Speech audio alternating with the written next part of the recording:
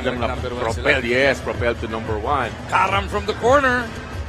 Free ball is good. Ang record nila, it hasn't been dominating. Hindi naman 30-40 tambakan, but they do just enough to pick up the wins. Junmar with a baseline check. Na ganon, how to still get a W. Banquero gives it up to Hodge.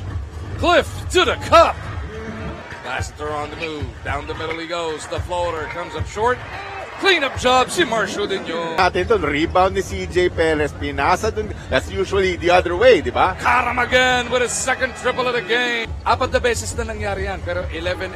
Kwenta mo. Wala pa. Una nangyari, 9. Nangyayari. Meanwhile, habang nagkikwentuhan tayo, Don Trollano came up with a 3-pointer. As Jericho Cruz called off the bench, will miss. Here comes Dario going the other way. Quinto on the floor as well para sa Meralco. Quinto found himself momentarily open. And 6. Trollano drops it off. The muscle man delivers. Short of a spot, spot number 1.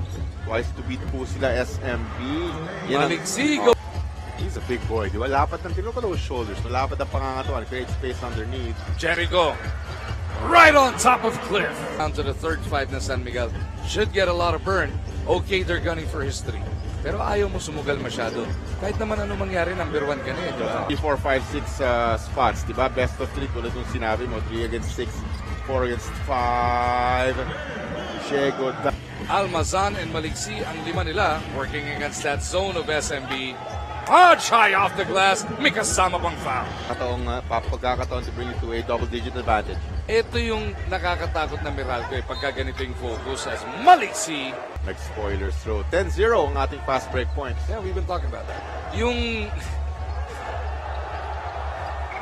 As Romeo gets the short jumper to drop, silipin na natin ang ating best move of the game natin sa atin ang Honda, the official motorcycle of the PBA.